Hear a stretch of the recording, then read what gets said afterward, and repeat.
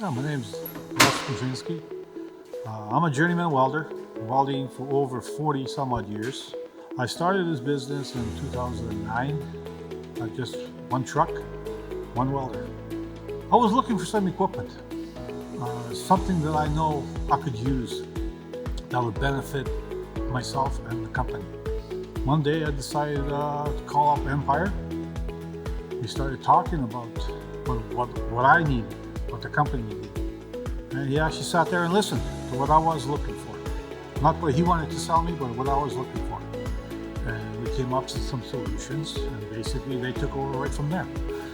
Increased productivity by at least 40%, if not more. When I buy some of this machinery, I don't know anything about it. They teach you right from square one, and they stay with you. They don't just give you a day's notice or say, we're going to teach you this and that, and then you don't hear from them. Every time I make a call, something's wrong, they're there. That's what makes me stick with them. You're going to get exactly what you want, but you have to talk to them. Let them listen to you. You're not going to be upsold. You're not going to be buying stuff you don't need.